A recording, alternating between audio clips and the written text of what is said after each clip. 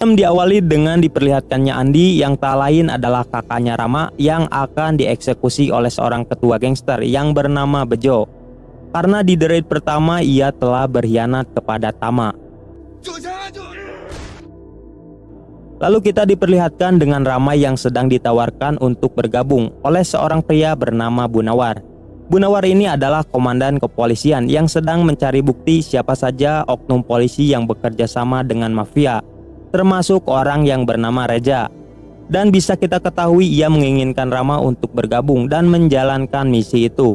Awalnya Rama sempat menolak karena ia melihat kekejaman Bunawar yang telah menembak Letnan Wahyu. Namun setelah mengetahui kakaknya mati oleh Bejo, akhirnya dia menerima tawaran itu.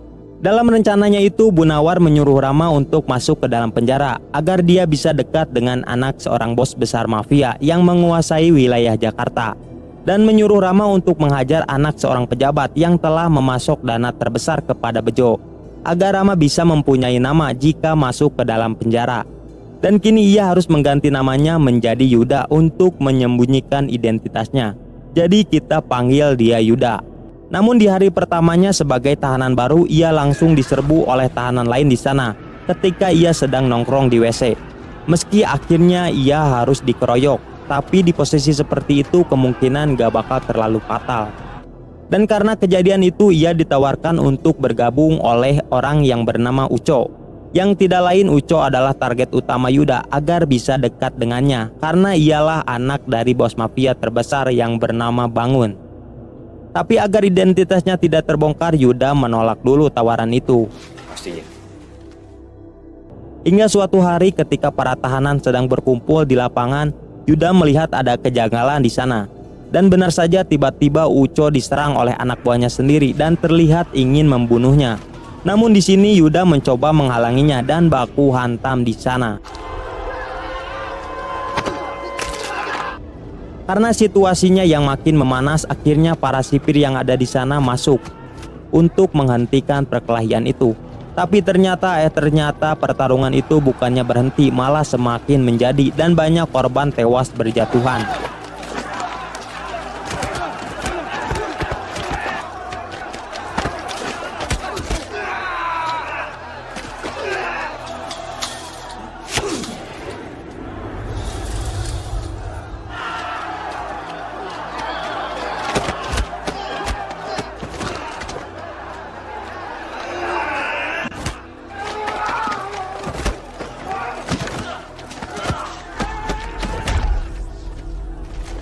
Di tengah pertarungan itu, Uco yang sedang baku hantam hampir saja ditusuk. Namun untungnya dengan cepat Yuda segera menolongnya, dan disinilah Uco merasa berhutang budi.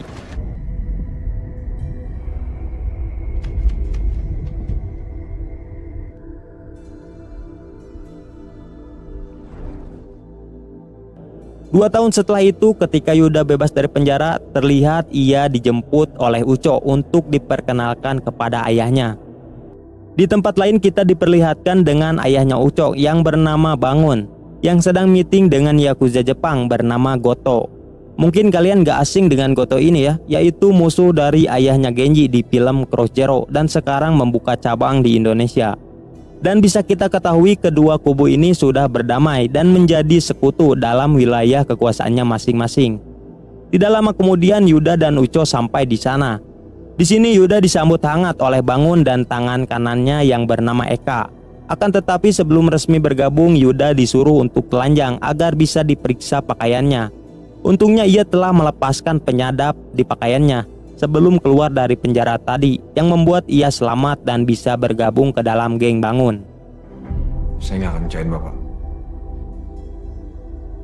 Keesokan harinya, Ucok, Eka, dan Yuda mendatangi sebuah tempat pembuatan film bokep untuk menagih uang keamanan, yang dimana kita tahu bisnis yang mereka jalankan itu dilindungi oleh Bangun dari polisi. Bos mereka bernama Topan. Ketika ia memberikan uangnya, Uco menolaknya karena ia mengetahui kalau Topan telah menjual narkoba di luar sepengetahuannya, dan ia meminta uang lebih untuk melindungi penjualan narkoba itu. Mendengar hal itu, anak buah Topan terlihat akan mengeluarkan shotgun. Namun itu diketahui oleh Yuda dan langsung menghajarnya.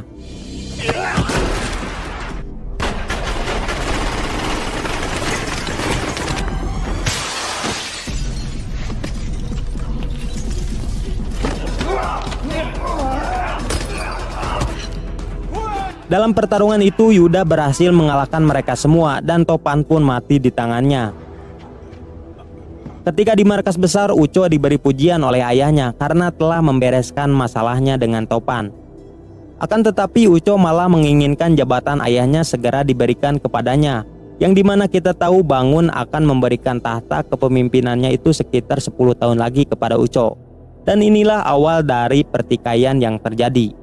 Lalu kita diperlihatkan dengan Yuda dan Uco yang sedang berada di tempat karaoke.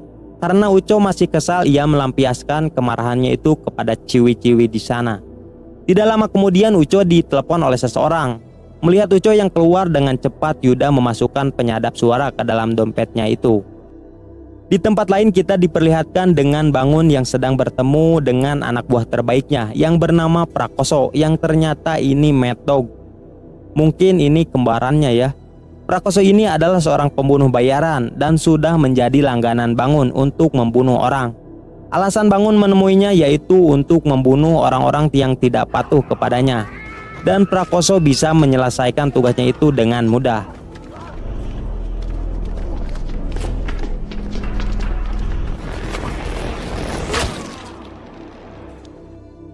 Keesokan harinya kita diperlihatkan dengan Uco yang bertemu Bejo untuk membahas bisnis. Dalam perbincangannya itu, Bejo meminta wilayah yang dikuasai geng Goto atau geng Jepang tadi. Sedangkan Uco meminta bantuan Bejo agar bisa mengkudeta kepemimpinan ayahnya. Lalu untuk meyakinkan kerjasamanya itu, Bejo memberikan hadiah berupa tahanan yang pernah mencoba membunuh Uco di penjara. Saat ia akan membunuh orang terakhir, ia melihat tato simbol di tangannya. Nanti kita jelaskan simbol apa itu. Dan orang-orang itu pun mati. Setelah itu kita diperlihatkan dengan Prakoso yang diserang sekelompok preman yang ternyata itu adalah anak buahnya Bejo. Dalam pertarungannya itu Prakoso mampu mengalahkan mereka, namun karena jumlah yang terus bertambah ia terlihat kewalahan dan terkena beberapa sabetan yang membuat ia sekarat.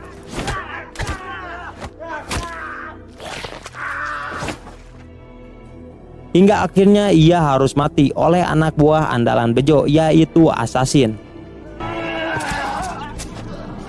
Dan Uco melihat kejadian itu, yang dimana kita tahu itu adalah rencananya untuk mengadu dombakan Bangun dan Goto. Terlihat ketika Uco menemui ayahnya dan menyuruh untuk menyerang klan Goto karena telah membunuh Prakoso yang telah berjasa terhadap keluarganya. Akan tetapi Bangun tidak langsung mengambil keputusan agar tidak terjadi perang dengan klan Goto. Dan karena kejadian itu rencananya tidak berjalan dengan mulus, yang membuat ia harus mengganti strategi. Lalu Bejo mengeluarkan Assassin, Hammer Girl, dan Baseball Man untuk membantai orang-orang penting di klan Goto. Bisa kita ketahui Hammer Girl dan Baseball Man adalah adik kakak yang menjadi pembunuh agar bisa terlepas dari kekejaman ayahnya. Hingga akhirnya mereka bertiga berhasil membunuh orang-orang penting di klan Goto. Bersamaan dengan itu, ketika Yuda hendak pergi, tiba-tiba ia diserang oleh sekelompok orang yang langsung menusuk pisau ke mobilnya. Namun karena hoki Yuda dalam 10 tahun ia pakai, ia kembali selamat dan terjadi aksi kejar-kejaran. Hingga akhirnya Yuda baku hantam di sebuah restoran yang membuat ia terkena beberapa sabetan.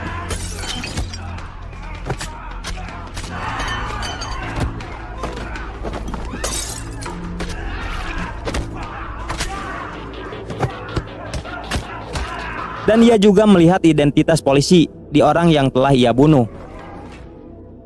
Karena orang-orang penting klan Goto yang berjatuhan, akhirnya Bangun dan Goto mengadakan pertemuan. Dalam perbincangan itu Uco sempat ikut campur dan tidak mau lagi berdamai dengan Goto. Namun perkataannya itu dibantah oleh ayahnya, dan Bangun meminta maaf kepada Goto atas kejadian itu. Di markas besar, Bangun menghajar anaknya itu karena perbuatannya yang hampir membuat kedua pihak berperang. Saat Eka menyuruh Bangun untuk berhenti menghajarnya, tiba-tiba Bejo dan anak buahnya datang.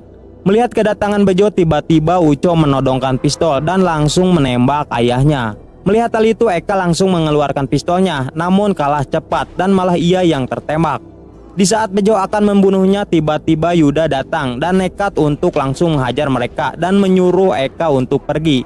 Di sini terjadi baku hantam dengan Assassin yang membuat Yuda harus pingsan. Namun karena kebiasaan Bejo, ia selalu membunuh orang di dekat sebuah sawah dan ia menyuruh anak buahnya untuk membawanya ke sana. Dan karena hoki Yuda yang masih berlaku, kematiannya ditunda dan Eka mencoba untuk menyelamatkannya meski ia harus dihadang beberapa anak buahnya Bejo. Sedangkan Yuda yang sudah sadar tanpa banyak bacot langsung baku hantam lagi di sana dan membunuh mereka semua. Dan ia langsung meloncat ke dalam mobil Eka. Setelah itu mereka berdua pergi ke sebuah gedung tua dan disinilah kita bisa mengetahui ternyata Eka juga adalah anggota kepolisian yang diperintah Bunawar sebagai intel. Yang dari awal ternyata Eka sudah mengetahui identitas asli Yuda sebagai intel yang sama seperti dia. Namun Eka harus terjebak dalam geng Goto dan tidak bisa keluar. Karena kondisi Eka yang sudah parah, kemudian ia keluar dan duduk meditasi di sana. Sedangkan Yuda langsung gaskeun. Hingga malam harinya ia langsung menyerang ke markas Bejo sendirian. Tanpa banyak bacot ia langsung masuk ke sana dan baku hantam dengan anak buah Bejo.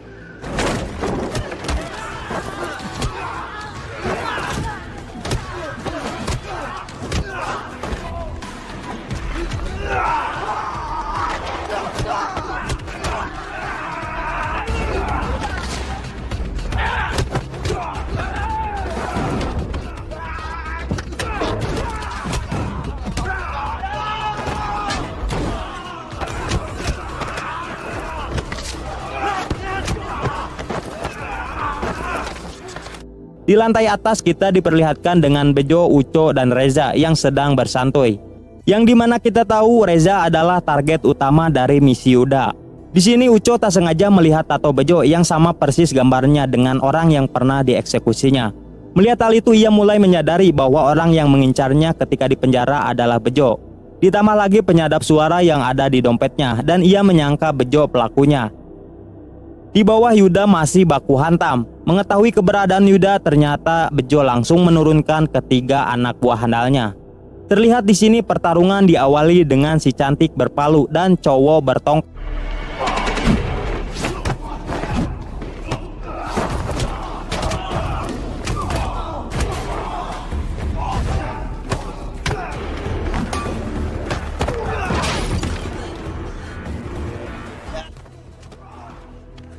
Hingga akhirnya Yuda berhasil mengalahkan mereka berdua dengan sadis dan tongkat baseball itu pun langsung menempel di wajah baseballman. Lalu ia melanjutkan perjalanannya lagi yang ternyata sudah ditunggu raja terakhir assassin di ruang dapur. Di sana ia baku hantam lagi. Di sini terlihat jurus yang sedikit mirip.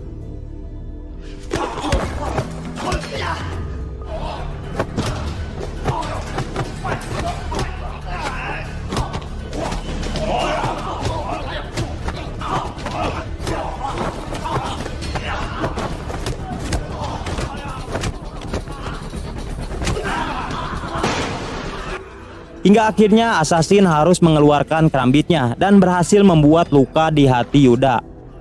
Namun ternyata Yuda mampu mengatasi kerambit assassin dan berhasil membunuhnya.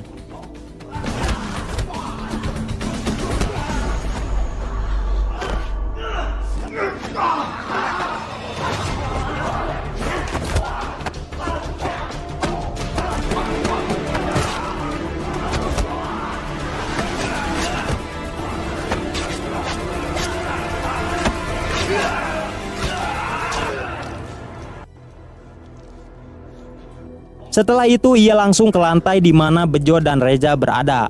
Melihat kedatangan Yuda, Bejo langsung membawa shotgun dan melemparkannya ke Reza. Namun Uco menangkapnya dan langsung mengheadshot Reza. Melihat hal itu Bejo menghiraukannya dan malah mengincar Yuda. Tanpa ia sadari Uco telah mengincarnya dan langsung mengheadshotnya. Karena Uco telah mengetahui Bejo hanya memanfaatkannya, ia pun langsung membunuh Bejo.